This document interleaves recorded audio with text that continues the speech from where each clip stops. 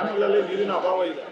ಈಗಿದ್ರೂ ಕೂಡ ರಾತ್ರಿ ನೀವು KRS ಇಂದ ತಮಿಳುನಾಡಿಗೆ ನೀರು ಹರಿಸಿದ್ದೀರ ಅಂತ ಬಿಜೆಪಿ ಅವರು ಆರೋಪ ಮಾಡ್ತಾರೆ ಸರ್. ಬಗ್ಗೆ ಈಗ ಮಳೆ ಇಲ್ಲ, ಮಳೆ ಕಡಿಮೆ ಆಗಿರೋದ್ರಿಂದ ಅದು 150 ವರ್ಷಗಳ ಇತಿಹಾಸದಲ್ಲಿ ಅತಿ ಕಡಿಮೆ ಆಗಿರ್ತಕ್ಕಂಥದ್ದು ಜೂನ್ ತಿಂಗಳಲ್ಲಿ ಈ ವರ್ಷನೇ.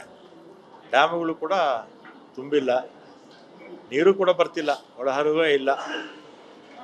ಹಿಂದಿನ ವರ್ಷ ಇಷ್ಟೊತ್ತಿಗೆ ಬಹುತೇಕ ಎಲ್ಲ ಡ್ಯಾಮ್ಗಳು ಕೂಡ ಭರ್ತಿಯಾಗಿತ್ತು. ಆಮೇಲೆ ನಾನು ಕೂಡ BJPಯವರು ಮಾಡಿರ್ತಕ್ಕಂಥ ಟ್ವೀಟು ನೋಡಿದೆ. KRS ಅಲ್ಲಿ ತಮಿಳ್ನಾಡಿಗೆ ನೀರು ಬಿಟ್ಬಿಟ್ಟಿದ್ದಾರೆ ಅಂತೇಳಿ BJPಯವರು ಅವರ ಪಕ್ಷದ ಪಕ್ಷದ ಒಂದು ಪೋಸ್ಟ್ ಎಕ್ಸೆಲ್ಲ ಯಾವುದರಲ್ಲೋ ಮಾಡಿದ್ದಾರೆ.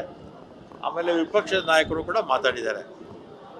BJP ಪಕ್ಷಕ್ಕೆ ಮತ್ತು ವಿಪಕ್ಷದ ನಾಯಕರಿಗೆ ಮಾಹಿತಿ ಕೊರತೆಯಿಂದ ಆ ರೀತಿ ಹೇಳಿದ್ದಾರೆ. ನಮ್ಮ BWSPನವರು ನೀರಿನ ಮಟ್ಟ ನಾವು ಪಂಪ್ ಮಾಡ್ತೀವಲ್ಲ ಬ್ಯಾಂಗ್ಳೂರಿಗೆ, ಅಲ್ಲಿ ಭಾಳ ಕಡಿಮೆ ಆಗಿತ್ತು, ಬರೀ 7 ಅಡಿಗೆ ಬಂದಿತ್ತು.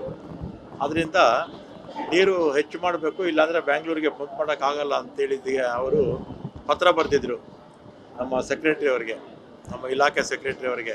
ಅದಕ್ಕೆ ಕುಡಿಯೋ ನೀರಿಗೆ ಮಾತ್ರ ನೀರು ಬಿಟ್ಟಿದ್ದಾರೆ.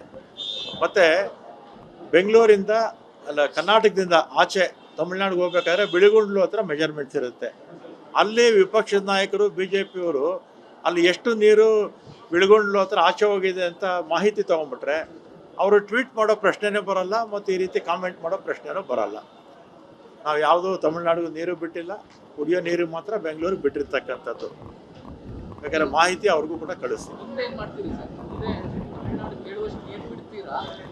ಈಗ ಒಂದು ಕಾವೇರಿ ವಾಟರ್ ಮಾನಿಟರಿಂಗ್ ಅಥಾರಿಟಿ ಅಂತಿದೆ, ತಿಂಗಳಿಗೊಂದ್ಸಲಿ ಮೀಟಿಂಗ್ ಆಗ್ತಾ ಇರುತ್ತೆ. ಅವರು ನಮ್ಮಲ್ಲಿರ್ತಕ್ಕಂಥ ನೀರಿನ ಲಭ್ಯತೆ, ನಮಗೆ ಇರ್ತಕ್ಕಂಥ ನೀರಲ್ಲಿ ಕುಡಿಯೋ ನೀರಿಗೆ ಎಷ್ಟು ಬೇಕು ಅದನ್ನೆಲ್ಲ ನೋಡಿಕೊಂಡವರು ಬಿಡಬೇಕೋ ಬಿಡಬಾರ್ದು ಅಂತ ಅವ್ರು ತೀರ್ಮಾನ ಮಾಡ್ತಾರೆ. ಹೋದ ಮೀಟಿಂಗಲ್ಲೂ ಕೂಡ ನೀರಿಲ್ಲ ಅಂತೇಳಿ, ಮಳೆ ಬರಲಿ ಮುಂದಕ್ಕೆ ಅಂತೇಳಿ ಮುಂದಿನ ತಿಂಗಳಿಗೆ ಮೀಟಿಂಗ್ ಮುಂದಕ್ಕೆ ಹಾಕಿದೆ. ಈಗ ಮೇಕೆದಾಟು ನಮಗೆ ವ್ಯವಸಾಯಕ್ಕೆ ಏನು ನಮಗೆ ನೀರು ಸಿಗಲ್ಲ. ನಮಗೆ ಬೆಂಗಳೂರಿಗೆ 4.75 TMC ಕುಡಿಯೋ ನೀರು ಸಿಗುತ್ತೆ, 400 ಮೆಗಾವ್ಯಾಟ್ ವಿದ್ಯುತ್ ಸಿಗುತ್ತೆ ಅಷ್ಟೇ. ನಾವಲ್ಲಿ ವ್ಯವಸಾಯಕ್ಕೆ ನಾವು ಜಮೀನು ಉಪಯೋಗಿಸೋ ಇಲ್ಲ. ಮತ್ತು ಅಲ್ಲಿ ನಾವೇನು ಸ್ಟೋರೇಜ್ ಮಾಡ್ತೀವಿ ಅದು ತಮಿಳ್ನಾಡಿನ ರೈತರಿಗೆ ಅನುಕೂಲ ಆಗುತ್ತೆ. ಈಗ ಅಲ್ಲಿ ಡ್ಯಾಮ್ ಇದ್ದಿದ್ರೆ ಅಂತ ಇಟ್ಕೊಳ್ಳೋಣ, ಈಗ ತಮಿಳ್ನಾಡಿನವ್ರಿಗೆ ನಾವು ನೀರು ಬಿಡ್ಬೋದಿತ್ತು. ಡ್ಯಾಮ್ ಇಲ್ಲದೆ ಇರೋದ್ರಿಂದ, ಸ್ಟೋರೇಜ್ ಇಲ್ಲದೆ ಇರೋದ್ರಿಂದ ನಾವು ನೀರು ಬಿಡೋಕ್ಕಾಗಲ್ಲ, ಅವ್ರು ಕೇಳೋಕ್ಕೂ ಆಗಲ್ಲ. ಈಗ ನಮ್ಮಲ್ಲಿ ನೀರೇ ಇಲ್ವಲ್ಲ. ಇದನ್ನು ತಮಿಳ್ನಾಡು ಇದನ್ನು ಅರ್ಥ ಮಾಡಿಕೊಂಡ್ರೆ ಅವ್ರ ರೈತರಿಗೆ ಬೆನಿಫಿಟ್ ಅಷ್ಟೇ.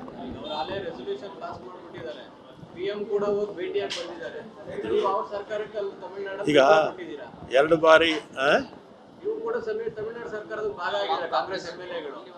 ಈಗ ನಿಮ್ಮ ಮೇಲೆ ಇಲ್ಲಿ ಅಪವಾದ ಇದೆ, ಸರ್ಕಾರ ನಿಮ್ಮವರ ಬೆಂಬಲ ಕೊಟ್ಟಿರುವಂತ CM ಈಗ ಗೋವಾದಲ್ಲಿ BJP ಸರ್ಕಾರ ಇದೆ, ಮಹಾರಾಷ್ಟ್ರದಲ್ಲಿ BJP ಸರ್ಕಾರ ಇದೆ, ಕೇಂದ್ರದಲ್ಲಿ BJP ಸರ್ಕಾರ ಇದೆ.